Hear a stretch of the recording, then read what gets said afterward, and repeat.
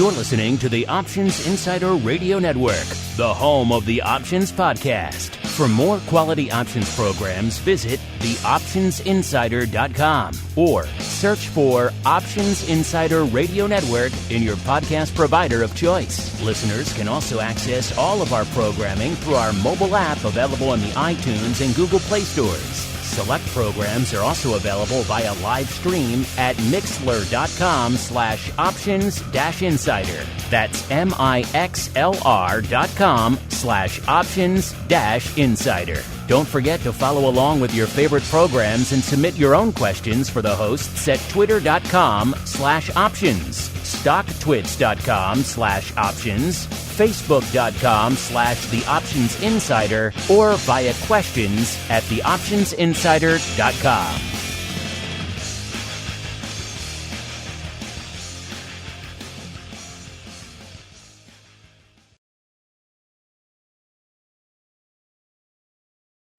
Welcome to Volatility Views, the premier program for volatility traders. Each week, we'll take a deep dive into the world of volatility with in-depth analysis, trading activity reviews, strategy breakdowns, cutting-edge education, and much more. We'll also bring you exclusive conversations with the traders, researchers, and asset managers who are reshaping the volatility landscape. If it involves volatility, then you'll find it on Volatility Views. Volatility Views is brought to you by MIAX, one of the fastest, most efficient trading platforms in the world.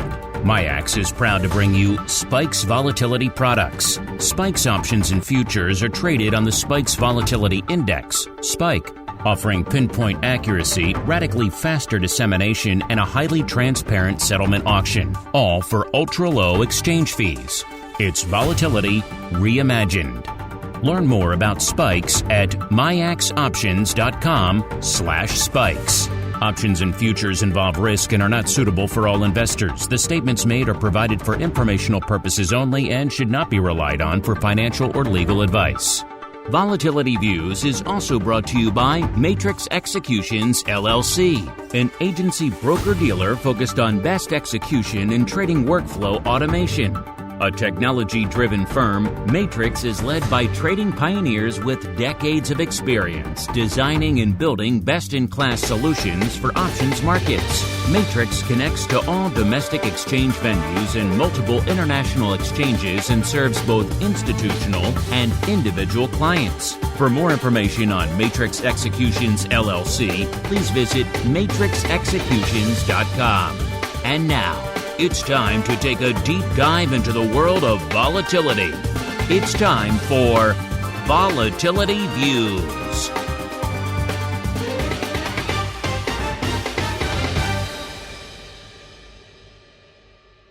All right, everybody.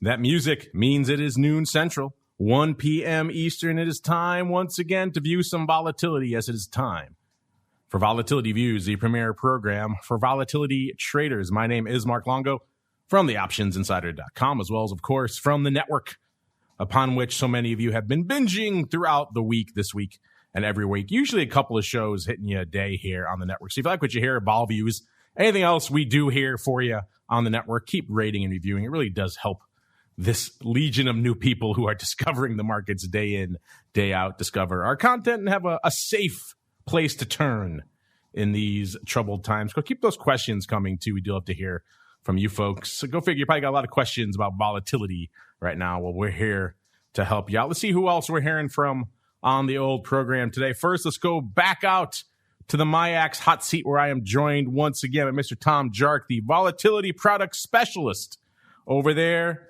at MIAX. Tom, welcome back to Volatility Views. Hey, Mark, how are you? Thanks for having me on the show again. It's been a few weeks. Glad to be here and talk about vol. I get it. You like to come on when things are popping off, when things are happening, Exactly. When there's some stuff to talk about. I get it. I get your strategy. I can't say I hold it against you. And also joining me, holding down the Matrix hot seat this week, I'm pleased to say he is not stuck in a snowdrift or, I believe, without any functioning modern utilities. He is the Texas brisket, a.k.a. the spicy chili, a.k.a. the greasiest of meatballs, Mr. Mark Sebastian from OptionPit.com, by way of Carmen Line Capital. Mr. Meatball / brisket / chili How are things down in the southern snow belt these days?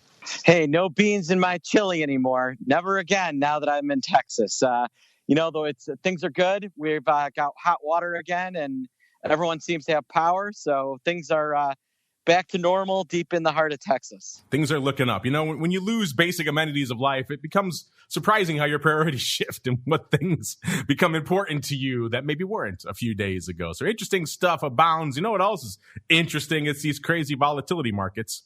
So let's get to a little bit of the old volatility review.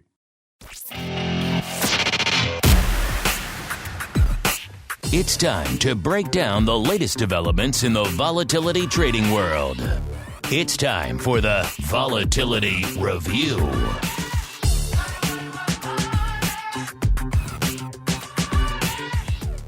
All right, everybody. Welcome to the Vol Review, the portion of the show where we break down everything that's lighting up the crazy world of volatility. And, things are pretty crazy again this week and again today. Of course, we're coming hot off the heels of a crazy day yesterday where the S&P just got, I think the technical term is annihilated. It was off 2.4%. We had, the Dow taking off over not quite 2%, ending the day about 1.8%. NASDAQ closing off 3.5%. We had vol skyrocketing, VIX and spikes, both spiking, pun intended, north of 30. Now coming into today's show, we have a bit of a mixed bag out there on the street. The Dow continues to get beat up off north of 0.75%, about 0.82 or so on the percentage realm, whereas NASDAQ and S&P are fighting their way into the green. S&P ever so slightly up about 0.25%. And the NASDAQ kind of taking charge to the upside now, up about 1.25%. So trying to fight back the annihilation that it had yesterday. And as a result, we're seeing the vol products coming back off their highs here a little bit. Coming into showtime spikes, it just ticked below the 27 handle, about 26.75. That still puts it up about 4.25 points from our last show, but off the high of just a little bit north of 30 that it hit not that long ago. And VIX cash was at about a 26 coming into showtime, puts it up still about 4 points from our last show, but also off about 4.5 points or so from its high of around 30.62 out there. VVIX, of course, all this vol that's moving and shaking means VVIX is frothy. VVIX is juicy. It was at about a 127 coming into showtime, puts it up about 8.5 points from last show. So, vol is moving. Viking, maybe we'll get to, I think we have a question about that a little bit later. But let's go around the horn. Let's go the way we started here. Let's start in the MIAX hot seat. Mr. Tom, sir, you picked a fun one. You picked a good one. A lot to parse on the show today. What's been lighting up your tape from a vol perspective this week, sir? Yeah, well, there's a lot going on, obviously, and there's a lot of different aspects. And if I were to go into everything, I'd be jumping all over the place. But obviously, the one main thing I've been, keeps catching my eye is is really rate vol. And there was a lot of talk about the moves in rate vol prior to even the moves we had yesterday in the market. And it was kind of interesting. You had rates moving so much higher so quick from the beginning of the year till they're up like 60 bips from the beginning of the year till I'm talking about the 10-year rate till about today it came off a bit, but in the last 2 weeks 40 bips of that move has happened. So rate vol has been pretty interesting. It's been I was kind of expecting a little bit more of something to when you get rates moving up higher equal with S&P dividend yield, usually you get a little bit of a pullback in equity markets. And so it was kind of holding out there for a bit, and so I wasn't totally shocked of some of the moves we had yesterday and the day before. And one of the things I want to point out too is that our friend Simon Ho in Sydney, he's in T3 Index. He has a vol indicator called yield vol. So I like to look at that one too. It's basically the it's the 1 month on the 10-year swaption rates. So that's another one you can get on his website. I have it on Bloomberg, but. So that's been the one thing I keep my eye on. Obviously, you took my little catchphrase there, the spike in spikes yesterday, up to almost like a 31 handle, and then obviously retracing quite the move today. The other thing that's I've been looking at a bit is the it's been nice to see some of the growth in some of the volatility ETPs. despite direction. I mean, there's trading interest going into those products. The shares outstanding has been growing, so that's been nice to see and to hear about. We did have little spikes trades this past week, but we'll talk about that later. We get about some of the trading activity. That's been some of the main things on my radar. Our buddy there, Mr. Ho, he does seem like he wants to corner the market on all volatility indexes, Tom, across all products. He's got, of course, spikes. He is the spikes father, but also the aforementioned yield vol. He's been on our crypto show talking about his bit vol. He's got the milkshake for dairy vol. You name the marketplace. He's created a volatility index for. I'm looking at this yield vol right now, which measures the expected annualized movement in the 10-year yield. So an interesting thing here. Not at its apex recently, as you might imagine. It's at about a 54 right now. Got up to about a 58 and change yesterday, but actually it was much higher back in right before the election. November 3rd hit almost 76, 75, 96. And then back in the madness of March last year, it got up to about 160. So what we're seeing right now in the low 50s is less than a third of what we saw back in last March, and still well below the levels we saw even going into the election last year. So everyone was saying, the rates market is in a tizzy. Volatility out in that space is insane. At least according to this and some other metrics out there, perhaps not so much. Let's go out to the meatball, sir. Obviously a lot going on this week from a vol perspective, sir. What was lighting up your tape down there? Yeah, pretty interesting week. Most of the week we spent in a pretty big rotation trade. We saw a lot of strength in oil, a lot of strength in transportation, the airlines in particular, a lot of strength in the cruise liners. The cruise liners have been off to the races. And with that, we saw a lot of softness in the NASDAQ names. NASDAQ volatility is up dramatically this week, even when compared to like the VIX, because you look at names like Apple and Amazon and Google, and they were just getting face punched. Yesterday was actually the first day that all the indexes really took it in the chin. We'd see the NASDAQ get slapped around for most of the week already.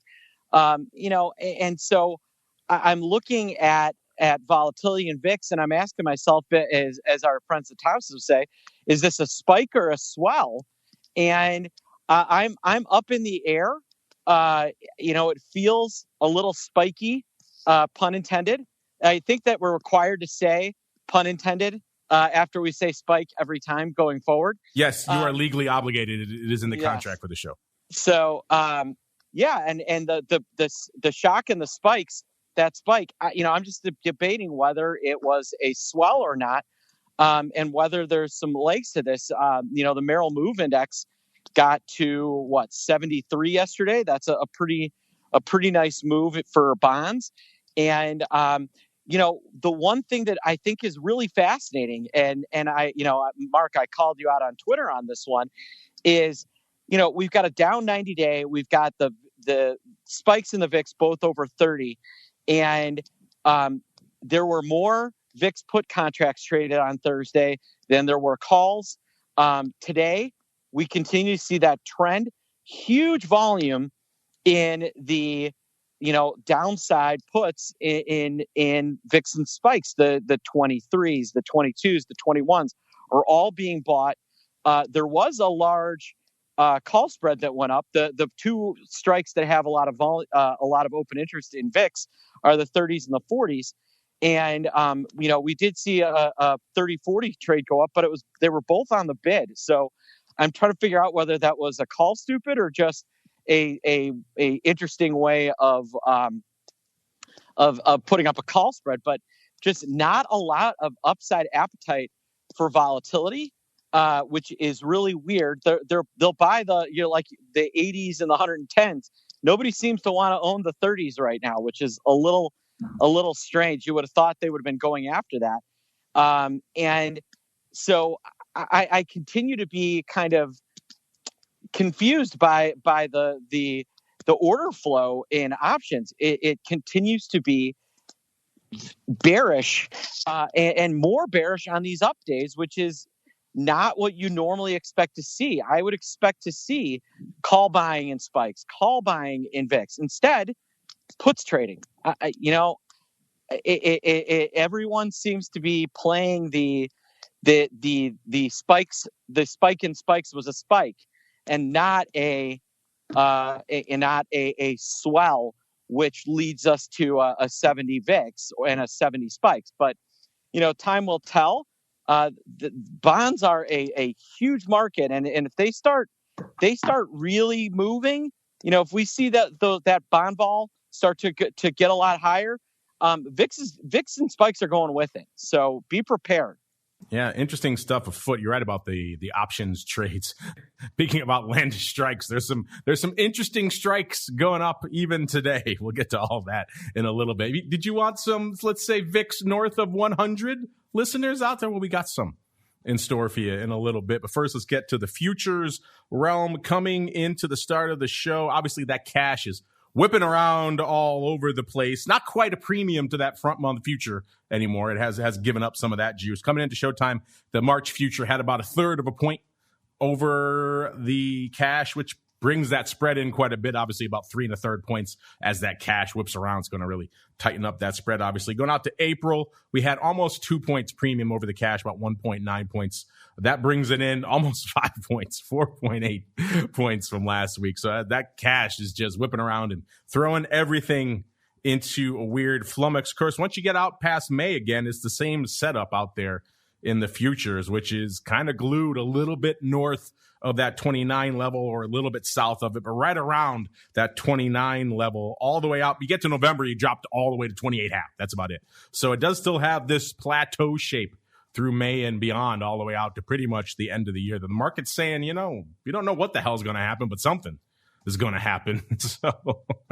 So maybe get aggressively short in that period at your peril. But either way, that same shape we've been remarking on for a while, still hanging out there in the futures, even while the front portion just whipping around like crazy. Tom, anything lighten up your neck of the woods out there on the futures front this week, sir? Spikes futures this week particular, no, but in general, we've been pretty happy with the bid offer spreads and seeing some trades go through.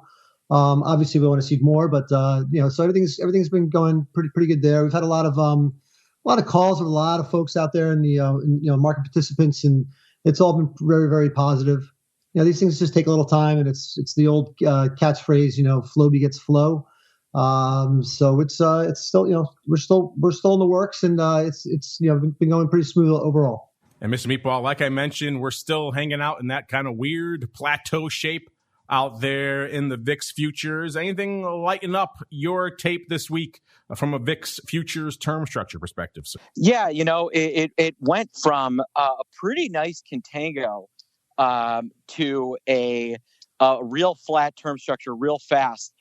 April, May, June are all trading on top of each other. I was pointing out you can get the Russell Rhodes trade.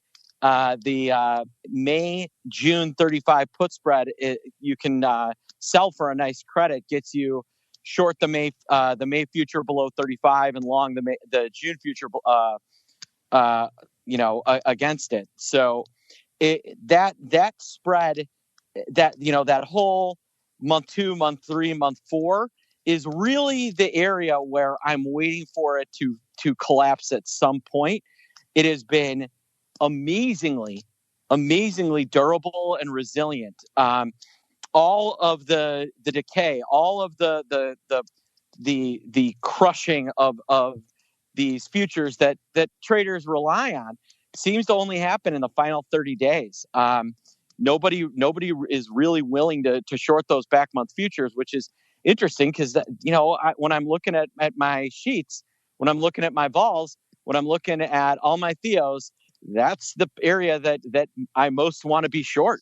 Yeah, if you buy kind of the thesis people have been putting forward for a while there, that maybe heading into the middle of this year, maybe we'll be turning the corner on all the other madness that has beset us for the better part of the past year and change, then you might argue that those should be demonstrably lower. And yet they have not been and refuse to be. And as you mentioned, don't seem to even want to come close to the realm of rationality until, right before expiration out there. So we are still in that interesting for everyone out there who's been making the headlines. And you saw it, of course, a lot back when VIX and spikes dipped ever so briefly below 20 a couple of weeks ago. That was set off the financial media into a tizzy. Here we go, the new regime. And no one was talking about how just a little bit down the curve, it's an entirely different story.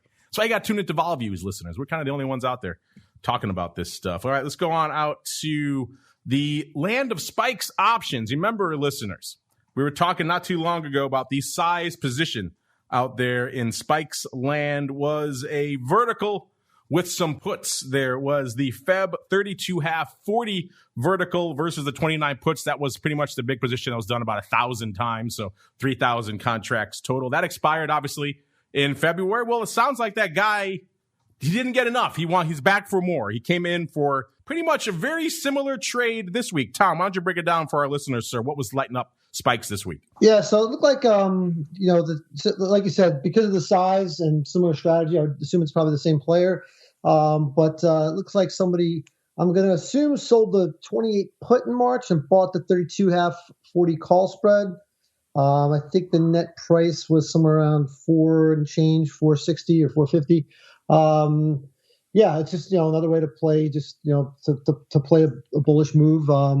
If that is the direction they went, it wasn't quite clear to me which direction, but that's, like I said, how I assume it went. And then what was interesting though too is we saw the markets get a little bit tighter over the. They're still generally kind of wide, but we saw the option quotes get a little bit tighter. I think again, flow begets flow. I think that triggered some folks to tighten up their little quoting screens. So that was good. That was the trade of this past week. Yeah, that was an interesting one to watch. I was watching that guy. He put it on, and he just didn't get the spike, again, pun intended, that he needed out there. Again, usually when you see that setup, usually it's the put to finance the vertical, at least in a lot of traditional types setups, and certainly in the vol space, people like to get it to the upside. These days, you're right. The execution on the first one kind of made me wonder what the heck he was actually up to. I haven't had a chance to dig into this one. It sounds like you had the similar question out there. He did change his put strike, listeners.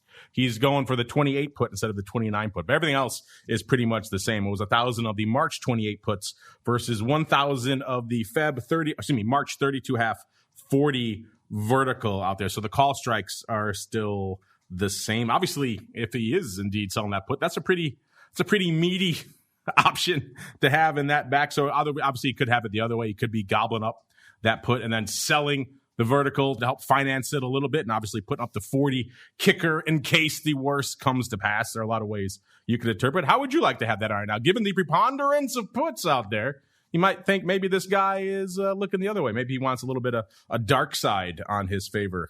Either way, that's been lighting things up out there in spikes land this week. In terms of VIX, it's, shall we say, a little bit active out there this week as well, and today is no exception.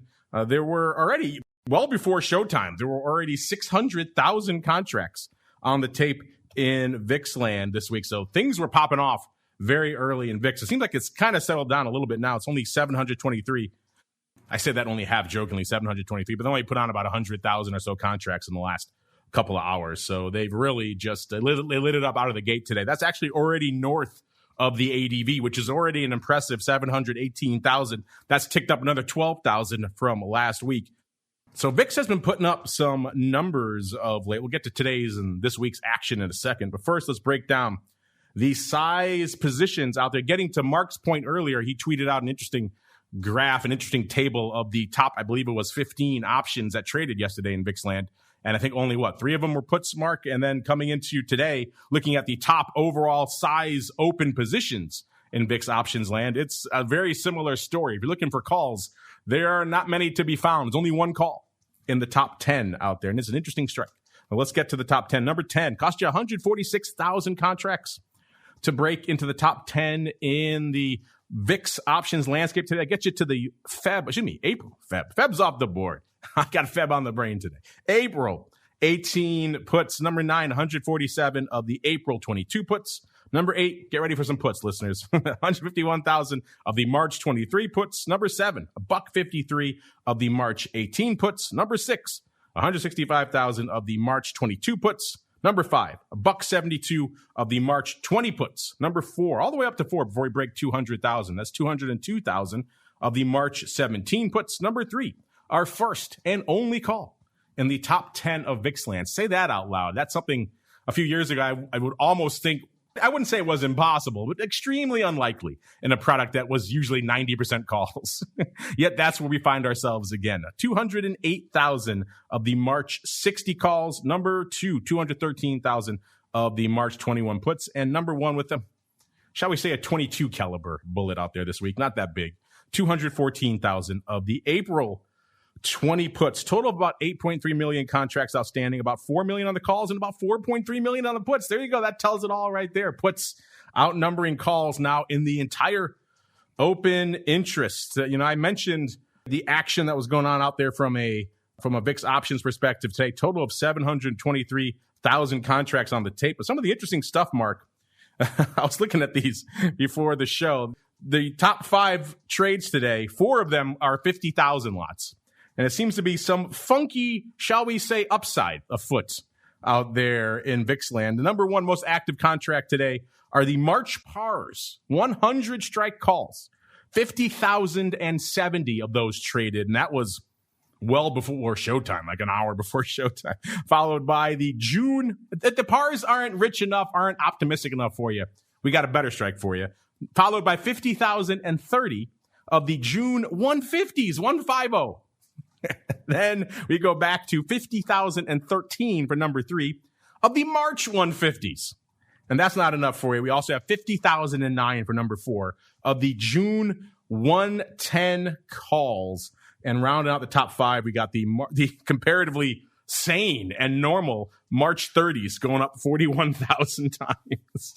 Had a chance to do a little bit of digging right before the show popped off. It seems like there's a March 150, June 110 diagonal going up. At the time, it had gone up at least 25,000 times, a 16,000 lot and a 7,500 lot going up on these levels. So crazy stuff. Mark, were you watching these insane diagonals going up today, and any other weird option prints catching your eye out here in VIX this week, sir?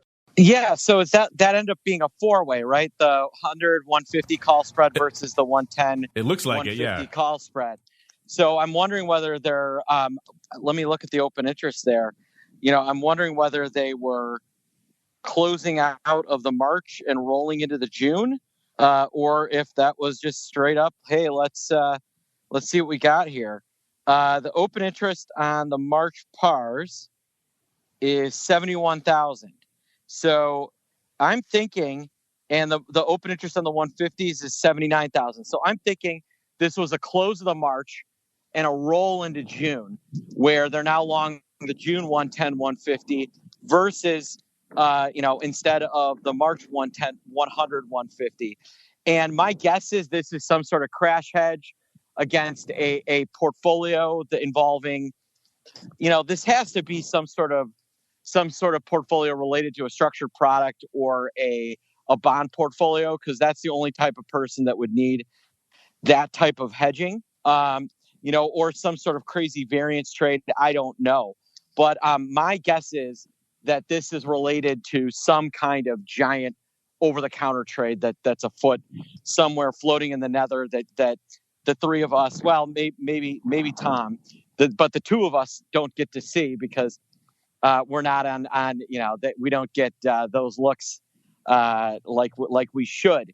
Hey, if you're an over-the-counter trader and you do a really cool trade, you got to email me and Mark so that we can talk about it, and we'll give you a shout out on your secret name. Yes. If you want to be Raging Kitty or Roaring Bull, then we'll give you a little wink and you'll know it was you. So send in the trade that you have against that. We want to know. Inquiring minds want to know. I like that notion of the code names, because you're right. These guys don't want publicity, but I haven't thought of offering them cool code names. So that might be a way to lure them out of the shadows, so to speak. But obviously, listeners, I was half joking before. This is not just someone, slinging to the upside, the par 150 or 110, 150. Obviously, they have something else against it. And this vertical, ludicrous as it may be, is a way to keep the most insane things from happening, and also to keep your risk on your books a little bit saner. Otherwise, some risk manager probably tapping you on the shoulder saying, I don't like how that looks on VIX, let's say north of 50.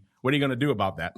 And that's when they come up with, shall we say, these esoteric strategies. But I looked at that and I saw the roll and I was like, really? Are they rolling that? Are they keeping that alive and rolling that to June? But it does seem like that is indeed the case out there. Let's go around the horn here as well. Before we do that really quickly, I know Tom used to hang out in the land of all things OTC. What are your thoughts on this insane vertical? And perhaps more importantly, what do you think they're putting up against it in the OTC realm, sir? Yeah, as far as against it in the OTC realm, I mean, I think you're probably thinking more like some of the structured products that would be launched or something, but I can't, this is so far out that what it's going to get somebody. I mean, there's not a lot to it as far as, hedging numbers that, it's just going to take too much to kick in to make anything worthwhile. There's much cheaper, hedges out there than that. I can't really think of anything that matches right off the bat. And, but yeah, it's really, really interesting. Interesting indeed. Let's see if the rest of the week can keep pace. Yesterday was obviously a pretty active day as well. Listeners, 718,000. So pretty much exactly the amount of paper we have already on the tape.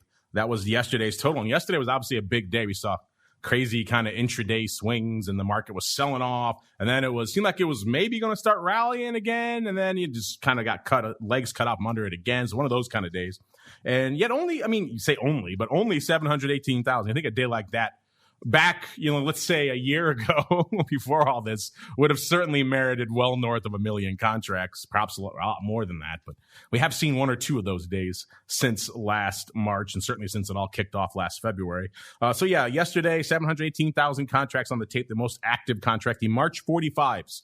36,000. And that was kind of it for the calls. Really, I think you got one more in the top five. 33,000 of the April 22 puts for number 2, 28,000 of the March 23 puts for number 3, 26,000 of the May, going out to May now, May 20 puts. And then out the top 5, we have 23,000 of the March 40 calls. So you could find a couple of calls. On a day when VIX was spiking up to nearly 30, you can only find 2 calls in the top 5. And as Mark was alluding to, in the top 15 trades yesterday in VIX, there was only, I think, 3 or 4 calls. So a day when VIX was doing nothing but really shooting north, people still couldn't be bothered to pick up some calls. Wednesday, 646,000 was the active day. The most active contract, this was a big one, 100,654. That's a big print of the April 21 puts. So someone liking themselves a little bit of the old Ape 21 line, followed by 41,000 of the March 40 calls, almost 38,000 of the April 20 puts, 36,000 of the April 23 puts, and round out the top 5 on Wednesday, 36,000 of the March 60. So a couple of calls sneaking in there as well. Tuesday, a less active day, 446,000 contracts on the tape. 37,000 was our top trade. They're our most active contract with the March 25 calls, followed by number 2, 25,000 of the March 40s. Number 3, 22,000 of the March 19 puts. Number 4, 20,000 of the May 24 puts. And round out the top 5 here, 19, almost 20,000 of the March 35 calls. So on a more quiet day, we could find a few calls in the top 5 there. A Monday, a pretty anemic day, 301,000 contracts on the tape out there. The most active contract, 27, almost 28,000 of the March 60s. Back to that March 60 strike. Number 2, 17,000 on the March 40s. So on the quiet days, that's when the calls lighted up. Number 3, you're only at number 3. You're already down to 10,000 contracts on Monday. That gets you to the March 30s. Number 4, 10,000 as well of the March 26 puts. And rounding out the top 5 here, 9,000 of the March 35 calls. So on a day when not much traded, it was all calls. But when things are actually trading, it still puts. Mr. Meatball, did you pay attention to these shall we say, interesting April par puts that went up on Wednesday, 100,000 of them for the 21 strike? Was that yet another attempt to get short? Were they gobbling those up? Did you see those go up? Yeah, I did. That was those were part of a larger trade. The biggest block of that trade was a customer bought 30,000 of the 23 puts and sold 60,000 of the 21 puts in a 1x2 spread, paying 8 cents. Pretty interesting play when you consider how big of a premium April is trading over VIX, the VIX cash index. this is 100% a inexpensive play on the convergence trade. And, I got to say, I kind of like it. I actually mimicked it. I bought some, yesterday when we were down 80, I was buying the 23, selling the 21s, and buying the 16s just to cut the margin down because I'm a retail account. And, that was a really interesting and I think a pretty smart play on, the VIX hanging around 20 through April. And if you think that's going to happen, this is a really nice play. And that was the one that really caught my eye in terms of giant VIX trades that I was on board with. I had a feeling that one came across your radar. I know you like that 21 strike. I also had a feeling, given the size of it, something else had to be up against it. So a 1x2 makes a little bit more sense. Let's see if we can make sense of VXX. This product has been moving of late, listeners. So everyone out there who grumbles about the premiums out there, and I'm with you most of the time. This one's been earning its juice of late out here. Coming at showtime's at a 1580. It's ticked up about a 1590 or so right now. It puts it up about almost 3/4 of a point from our last show, and well off the lows. It was threatening the 14 handle not too long ago out there. So this thing has been eroding like crazy until the last couple of sessions. It was giving up about a point a day at some times out there. It's been just getting annihilated and then getting a little bit back. If you watch yesterday during the madness of the sell-off, it was ticking up, but it wasn't really catching the lift, catching the bid that some folks thought of there. I know our friend out there, the Rock Lobster, your compatriot, Mr. Meatball, he was lamenting during the option block yesterday that he couldn't find the bids he wanted for his VXX calls out there. So VXX is a challenging product to have on the upside of these days. But it's getting a little bit of upside this week. So if you are owning calls, maybe unlike the Rock Lobster, maybe you were happy out there. Let's look at the top 10 positions. 358,000 contracts on the tape today. So an active day. The ADV, get this, listeners, 403,000 contracts. So that VXX is on fire of late. So that's up 61,000, the ADV, from this time last week. That's a freaking huge increase, I think is the technical term. So a lot of you out there are slinging ye old VXX. That gets back to what Jim Carroll was alluding to a few weeks ago about the massive inflows into some of these ETPs out there. Well, that's also going to translate into some options paper, and that's clearly what we're seeing. A total of about 2.3 million contracts are outstanding right now in VXX. Let's break down the top 10. If you're looking for calls out there, you're going to have a hard time finding them as well. Only 3 calls in the top 10 of VXX out there this week. Number 10 cost you 25, almost 26,000 to break into the top 10 in VXX land. That gets you to the April 15 puts. Number 9, 26, almost 27,000 is our first of 3 calls on our top 10, the March 16th. So an interesting strike. He kind of flirted with it, broke through it ever so briefly. I hope whoever had those on, maybe they took their opportunity to get the hell out of Dodge, but they were still open this morning, so maybe not. 28,500 of the March 12 puts there as well. Number 7, our second call on the top 10, 36, almost 37,000 of the March 30 calls. So a wee bit more optimistic of a strike there. Number 6, 42,000 of the March 13 puts. Number 5, 44,000 of the March 15 puts. Number 4, 46,000 of the April 14 puts. I think you know where I'm going with these, listeners. Number 3, 48,000 of the March 14 puts. Numero dos here, 50K of the March 16 puts. And yet again, number 1 still is the third of our 3 calls there. 90,000 still open of these March 20s up there. So interesting stuff. Of folks that they closed a little bit, only a couple of thousand this week. There's still 90,000 open of these things. So that March 20 strike has been an interesting one to watch. It remains the dominant strike out there. In terms of what was lighting it up today out there in VXX land, the most active contract, the Feb going out today, so the 26th, 16 half calls, 20,000 of those on the tape today. We were flirting with that not too long ago, so maybe some folks trying to get the heck out of Dodge before it went away. Number 2, 18, almost 19,000 of the Feb 17 calls trading today. Number 3, 18,400 of the March 33 calls lighting it up today. That's interesting. Number 4, 14, almost 15,000 of the Feb 16 puts. And number 5 out there, 13K of the March 15 puts. Mr. Meatball, I know VXX has been an active one for you of late, to the downside and maybe to the upside as well. What have you and your crazies been up to out there in VXX of late, sir? Well, I think today and the price action of VXX is a classic example of why you don't use it as a static hedge, but it is great, as our friends Mike and Matt the Thompson twins would say, as a crisis alpha hedge. So as VXX starts to rally, as these ETPs start to get a bid, that's when the time to step in is, and to really trade them.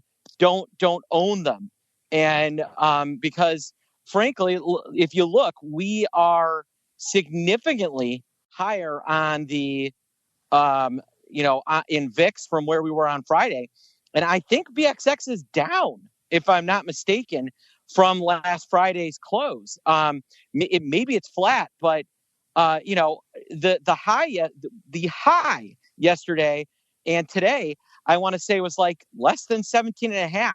You really didn't have a lot of a chance to to really activate your hedge, as Andrew and I were lamenting yesterday.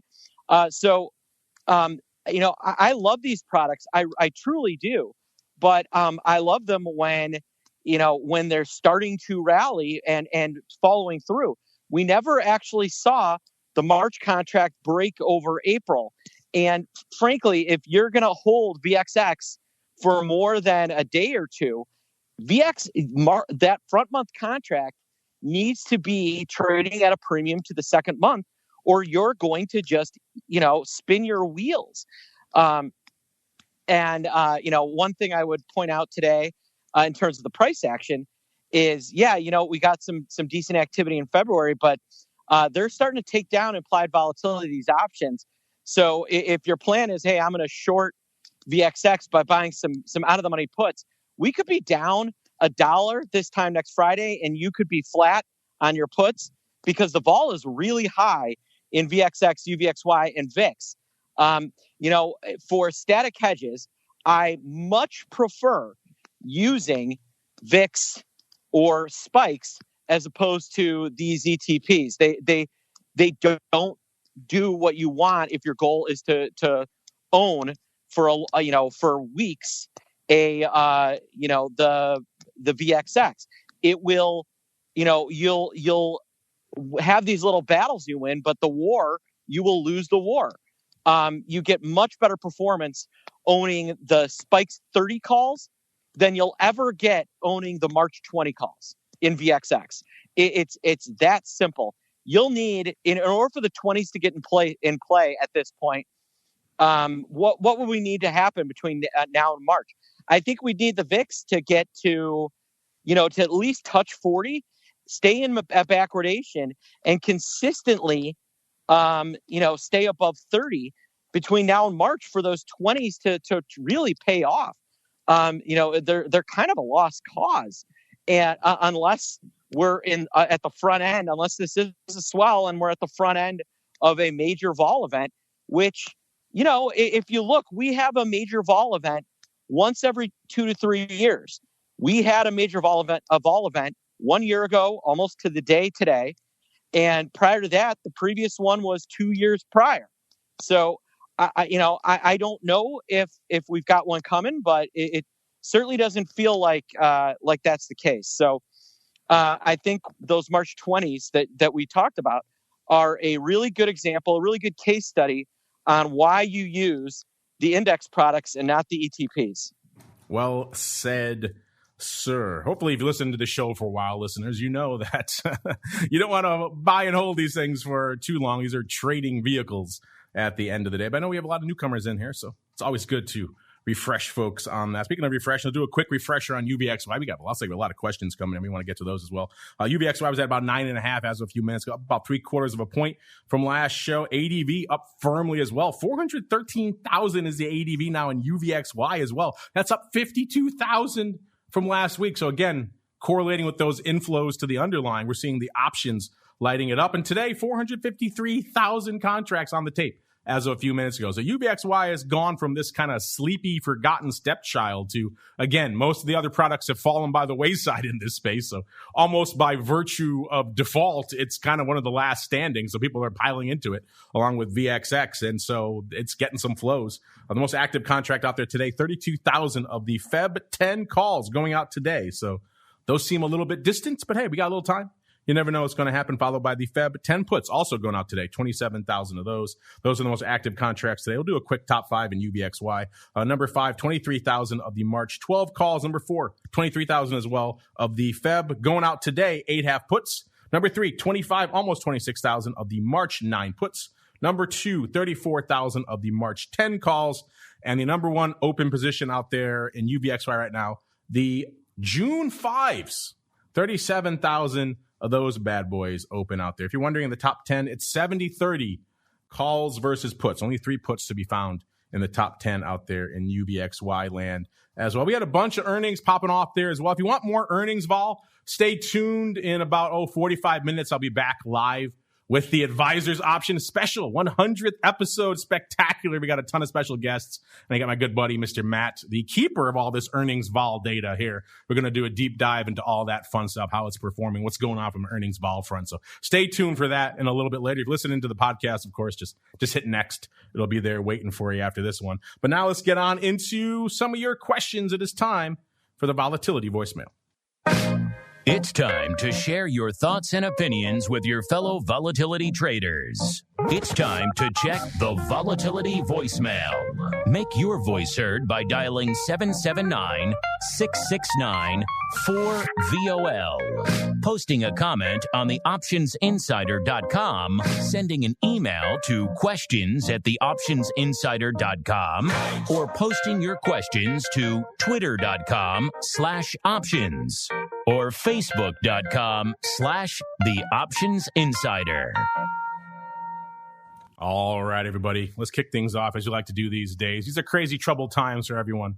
Let's start it off a little bit of love. This comes from Jonathan Farr. He's a CFA, and he says, a big fan of vol views, and he's a habitual VXX/UVXY trader. I like that. Habitual. He can't stop himself. It's a habit. Well, thank you for that, Jonathan, and everyone else takes the time to send in those nice comments. Also, rate and review us on your platform of choice. It really does help folks continue to discover the program, and I'm glad to see so many folks out there are getting a lot of value and use and indeed enjoyment. We try to be fun here out of a program like Vol Views. Speaking of all this back and forth in VIX land, we asked everybody last week, finished up right after the show last week.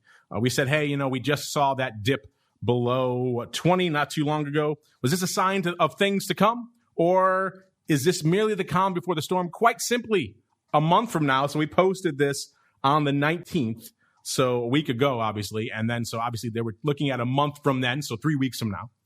We said a month from now, will VIX be above or below 20? And our audience came in pretty resoundingly, about 2/3, 68.6% saying above 20, and only about a third, 31.4% saying below 20. Mr. Tom, what are your thoughts on that? Are you on board with that? Are you buying what our audience is putting down, sir? Or are you taking the contrary position that a month from now we will not be above 20?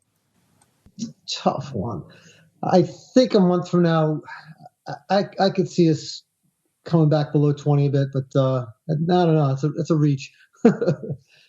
Yeah, my stronger opinion is, I think we're a little more on this kind of range bound with both equities and the vol space. I don't see the real catalyst for it to kind of implode. Yes, I'm gonna switch my thought and stay a little bit above it a month from now. There you go, a little bit above it. Mr. Meatball, what are your thoughts on what our audience is putting down, sir? Above 20 a month from now or below? I'm going to guess the audience is above 20. I think we'll definitely touch below 20. I don't know if we'll still be there a month from now, just because 20 seems to be a nice floor. But, I'm going to go audience above, and just for giggles, I'm going to say below. It'll be a Friday, so maybe it'll be that Friday that we close below 20. There you go. So flirting with it, but staying above 20 at the end of the day. Yeah, it looks like most of our audience agreed with the above 20. Rio Market Catnician, I just like that. I like that handle. Chimed in saying it's interesting. I voted below. We pierced it once. VIX will get comfortable below 20 within a month, in my very valuable opinion. Well, there you go. Rio Market Catnician. I just like saying your handle. All right, we got people chiming in. I love you live, folks, so we'll bump to you. I love seeing discussions and debates and conversations going back and forth in the chat. Sometimes listeners can answer their own questions while they're waiting for us to get to them. Regular listener here, my boy Luigi, says, yo, Well, yo to you, Luigi. He says, I have a question for the meatball. Starting to dip my feet into vol trades. Could you help explain in layman's terms what contango, backwardation, and divergence is? Also, if Longo has done a show on these, I have the app, so you could point me to them, and that would be easier. He also mentioned about if an ice cream cone can move GameStop, what can I look for in VIX? I'm not sure what he's referring to there. Maybe you guys know. But yeah, these terms, contango, backwardation, these are not exclusive to the realm of volatility. These are from the futures market themselves. That's kind of where we get these. And then now, of course, we apply them to VIX because VIX is a futures option at the end of the day. But they are by no means exclusive. If you're going to be out there trading crude oil, if you're going to be trading corn, whatever the hell you're trading on the futures and futures options front, you need to understand these terms. Mr. Meatball, since you have been addressed directly in the question, what do you have to say here for Mr. Luigi? Wants to know about contango, backwardation, and indeed divergence. Yeah. Well, all right. So let's start with the curve in general, right? You have the VIX cash, which doesn't actually trade. It's an index that's quoted. Then you have these individual futures. Now, at expiration, the individual futures and the VIX cash, in theory, and the spikes cash, in theory, should be the same or pretty darn close. They do an opening print that is, say what you will about it, but, attempts to be close to the same. So contango is representative of a market that is more afraid of, the long-term unknowns than what's in front of it. So basically you have the VIX cash, and then the front month future is trading at a premium. The next month future out is trading at a premium to the first month future. And then the third month is trading at a premium to the second month, and so on and so on. And that, again, is the idea that, the further out we go, there's more unknowns, and that's what we're afraid of, not what's about to happen in the next week or two. All right. Backwardation is the opposite of that. We have the VIX cash or the spikes cash trading at a premium to the front month future, which is trading at a premium to the second month future, which is trading at a premium to the third month future, and so on. And what that is the sign that the market is under serious stress, and that it is more afraid of what is in front of its face than the long-term prospects of the market. It's basically a sign that there is racing for cover as opposed to setting up cover weeks out or months out. Now, divergence and convergence. Divergence is how far these different futures are from the cash, and convergence is the process of them walking toward where the index is. So, spikes is around 26. The March future is 27. There's a 1 point divergence, and over the next month, it has to between now and March expiration, it has a point with which it has to converge, and that is really what all of that kind of means. So right now we are in if you pull up you can go on to VIX Central, you can go on to look on LiveVol, you can look all over the place. You can go on to a trading platform and put on throw up the spikes, and you can look and see where those different spikes futures are. And what we have right now is the spikes trading below the March future, which is in fact trading at a discount to the April future. So we are in a contango within the front 2 months, which is really the main way to measure contango. But then you go beyond that, and the curve, that is, when we say curve, that is the entirety of the cash and the futures as a single image. The curve beyond the front 2 months is pretty darn flat. I like to joke that it's planking. Now, eventually that everyone gets tired from planking. Maybe not Tom, because he has abs of steel, but everyone gets tired of planking, and the market and that curve flops into a contango. Now, key things about contango and backwardation. Historically, we are in a contango about 80% of the time, 85% of the time, and then we're in backwardation about 15 to 20% of the time. And when we are in backwardation, historically, market returns have been negative. And when we're in a contango, market returns have been positive. There is a strong correlation between VIX curve structure and the performance of, and spikes term structure and the performance of the SPY/SPX. Look at that, Mr. Luigi. Where else can you get an epic answer like that in a few minutes off a simple question? See, I defy you. I defy you to say where else you're going to get fun content, quality content like that. We'll be charitable. We're running up against it. We've got so many people chatting up in the chat. We'll make sure we get to a few more. Like Mr. Unlimited, he says, I know you guys always buy VIX. Well, we don't always buy VIX, but we talk about it a lot. But on the platforms I use, I can't buy VIX. I can only buy things like UVXY and VXX. What platform allows us to trade VIX if that is possible, and not just UVXY and VXX? Also, can Mark tweet out a list of all the vols we should be watching and paying attention to, like their tickers, VolQ, VVIX, Spike, and whatnot? I can only buy things like UVXY and VXX. Well, you hit the tickers, you hit a lot of them there already. VIX, obviously an important one. You got VolQ there. You got Spike, obviously another one we talk about a lot here on the show. Of course, VVIX is the vol of vol. That's another one we watch. And then you mentioned VXX and UVXY. You watch those, you got a nice smattering of what's going on out there in the vol space. In terms of platforms, some platforms may not allow you to do futures and futures options, hence maybe not being able to trade VIX. But spikes, I don't know what wouldn't allow spikes. Spikes is just an option on a volatility product that's off of SPY. I mean, SPY is available everywhere. So maybe, Tom, you're out there getting spikes disseminated all over the place. What are your thoughts on the platforms here for Mr. Unlimited? If you have anything else to add as well, have at it, sir. Yeah. Well, the first thing I was just to be clear, like you can't actually trade VIX or spikes, the index level. You can trade products on those indexes. So as Mark said before, at expiration, they all kind of converge, but just keep that in mind. But for spikes specifically, those the quotes are disseminated by Opera. So most likely, any of the retail platforms that you're looking at options on, you should be able to see spikes options. The futures, on the other hand, are offered by MJX. They trade through a CME Globex platform. So it's really a matter of like asking who your platform and where your money is at, if you can access these different products.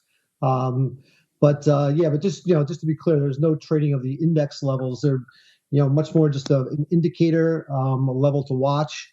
But the products on those index levels are what you want to be active in. And same for the VIX. If you should be able to see those. Those are, it depends on your data feed, but most platforms have access to VIX options. And if you're trading futures, most do have access to the futures.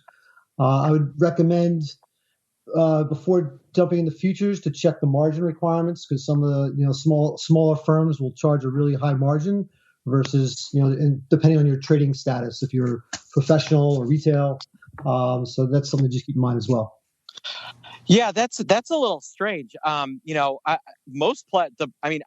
Brokers is the opposite, right? They won't let you trade.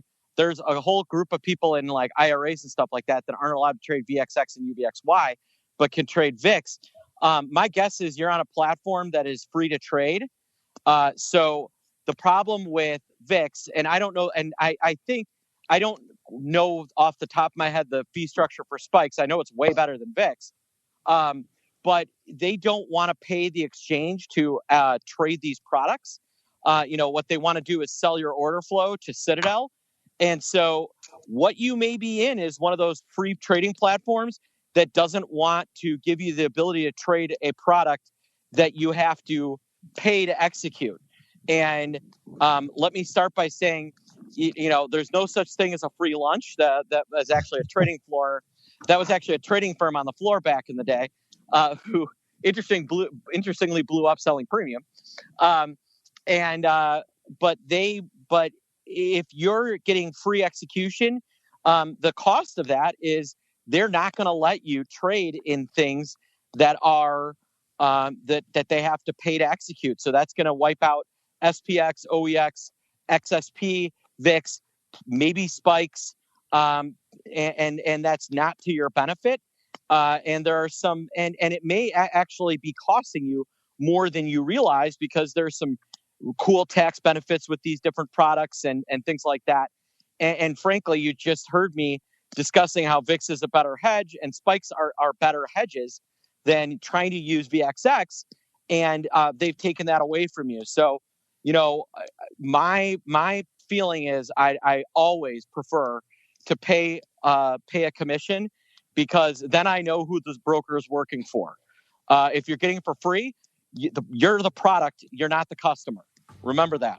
Indeed. Look no farther than the massive. Everyone's talking about the Robinhood shutting down trading for GameStop. Look, just a month or two before that, they paid $65 million, a historic fine to the SEC for effectively ripping off their customers, getting terrible execution. That's an enormous fine, listeners, and everyone kind of just sweeps that under the rug. That, to me, was way more alarming than anything they did on GameStop, the fact that they were taking you to the cleaners, trade after trade, and no one seemed to care. They just got rid of that away as a little risk they swept away so they can go public. But interesting stuff. Of course, that music means we're already well past our time here. But we're gonna go into the crystal ball, combo crystal ball, and kind of what's cooking with you segment here as well. Spoiler alert, there were no winners in the crystal ball this week. Last week, we had Mr. Rhodes on the north side at 2075, obviously nowhere near high enough. I was at 2015. Mr. Meatball was at 1919. Spoiler alert, VIX is at about 26 3/4, and Spikes is at about 27 3/4 almost at the end of the showtime here. So none of us are within our margin of victory. So we'll go back around the horn. Tom, I will give you pride of place. You weren't on the show last week, so you didn't get a chance to be a loser like the rest of us. So A, what are you feeling for Vol this time next week? And then B, if folks are intrigued about all things Spikes, maybe they have questions like this. Where should they go? What should they do to find out more? Well, where they should go and find out more is on MIAXoptions.com/spikes, and you'll see a fancy video there and a lot of information. I highly recommend looking at the resource guide. It's got everything you could possibly want to know about spikes. As far as levels for the next week, I feel like we just came off this decent spike. We have retraced a little bit. I'm going to push it down to a 25.5 is my guesstimate. And one quick comment. No more abs of steel, Mark. I have abs of ice cream as I've been healing my shoulder, getting it back in shape. Abs of ice cream. I like that. So 25.5 for Tom. I got to say, at that level, I was kind of flirting around something in my head as well there. I will go next because I was the next closest loser out there. So I'm going to go. I'll give him some room. How about that? I will say 24 double, 24.55 this time next week. Mr. Meatball, what do you got next week, and where should folks go if they want to learn more? I'm going to guess 22.22. And if you, we put out daily VIX content throughout the week and a couple other blogs as things move along. Go to optionpit.com, give us your email, and we will send you actionable content every day. There you go. Actual content every day. You know where to go if you want to learn more about all things Matrix Execution. It's just matrixexecution.com.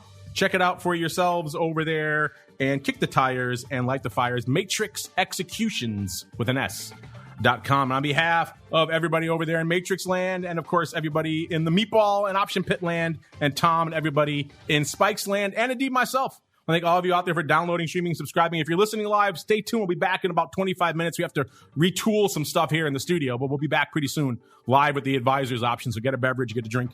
We'll be back in a little bit. See you back here on Monday for the option block. And then we kick it off again all the way through on next Friday, another episode of Volatility Views. Volatility Views is brought to you by MIAX, one of the fastest, most efficient trading platforms in the world. MIAX is proud to bring you Spikes Volatility products. Spikes options and futures are traded on the Spikes Volatility Index, SPIKE, offering pinpoint accuracy, radically faster dissemination, and a highly transparent settlement auction, all for ultra-low exchange fees. It's Volatility reimagined. Learn more about Spikes at MIAXoptions.com/spikes. Options and futures involve risk and are not suitable for all investors. The statements made are provided for informational purposes only and should not be relied on for financial or legal advice. Volatility Views is also brought to you by Matrix Executions, LLC, an agency broker-dealer focused on best execution and trading workflow automation. A technology-driven firm, Matrix is led by trading pioneers with decades of experience designing and building best-in-class solutions for options markets. Matrix connects to all domestic exchange venues and multiple international exchanges and serves both institutional and individual clients. For more information on Matrix Executions LLC, please visit matrixexecutions.com.